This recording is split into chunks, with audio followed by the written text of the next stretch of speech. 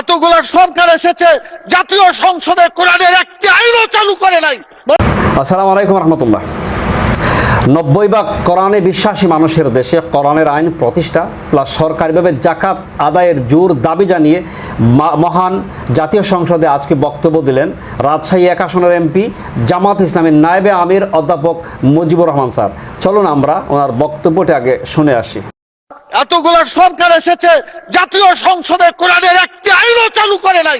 মাননীয় স্পিকার, সবচাইতে লজ্জা, সবচাইতে দুঃখজনক কথা হলো মাননীয় স্পিকার, সংসদ লবিতে ঢোকার সময় আল্লাহর প্রতি পূর্ণ আস্থা এবং ঈমান, এটা দেখার পরে মনে হয় যে আল্লাহর প্রতি যদি ঈমান থাকে তাহলে তো আমাদের আইনের উৎস আল কোরআন, কোরআনের বিধান বাংলাদেশে চালু হওয়া উচিত ছিল। মাননীয় স্পিকার, 90% জন মানুষ যারা কোরআনে বিশ্বাস করে, এই কোরআনে যে বিধানগুলো আছে 6666টি আয়াতের মধ্যে not less than 1000 আয়াত belong to the positive order and not less than 1000 আয়াত belong to the negative order। 1000 আয়াত আছে যেগুলো হাবোধক আইন, 1000 আয়াত আছে যেগুলো নাবোধক নিষেধ। কোরআনের এই 1000 পজিটিভ এবং 1000 নেগেটিভ আয়াতগুলা বাংলাদেশে কায়েম করতে হবে, এটা আমাদের দাবি। মাননীয় স্পিকার, এরপরে যে কথা আমি বলতে চাই মাননীয় স্পিকার, সেটা হলো আল্লাহ তাআলা যাদেরকে নির্বাচিত করেছেন, হুকুমের ক্ষমতা দিয়েছেন, সূরা হজের 41 নম্বর আয়াত, মাননীয় প্রধানমন্ত্রী আছেন, তার দৃষ্টি আকর্ষণ করে সকলকেই বলতে চায়, আল্লাযীনা ইম্মাক্কান্নাহুম ফিল আরদি আকামুস সালাত ওয়া আতাউয যাকাত ওয়া আমারু বিল মারুফ ওয়া নাহাউ আনিল মুনকার।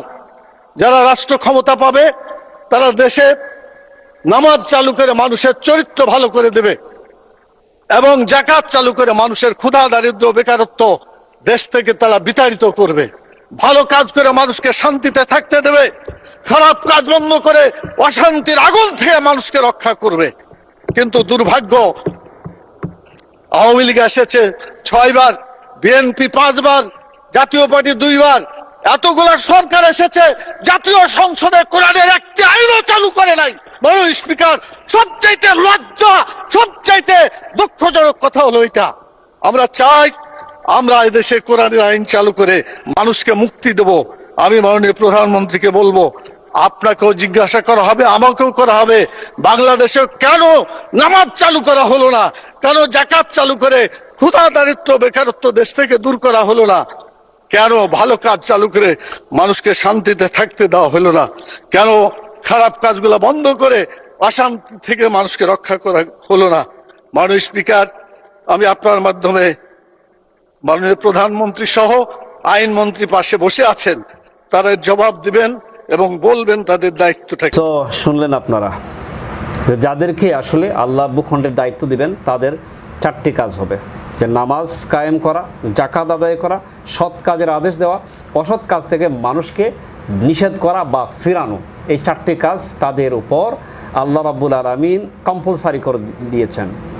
এখন আসেন, যারা ওনাদেরকে নিয়ে প্রতিনিয়ত হিংসা বিদ্বেষ চড়ান, গুজব চড়ান, এখন আপনারা কি দয়া করে এই অধ্যাপক মুজিবুর রহমান স্যারের এই দাবির সাথে আপনারা একমত পোষণ করবেন বা সহমত জানাবেন আপনারা, যে এটা শুধু অধ্যাপক মুজিবুর রহমান স্যারের দাবি নয়, এটা গোটা বাংলাদেশের 90 ভাগ কোরআন প্রেমী, কোরআন বিশ্বাসী মানুষের দাবি।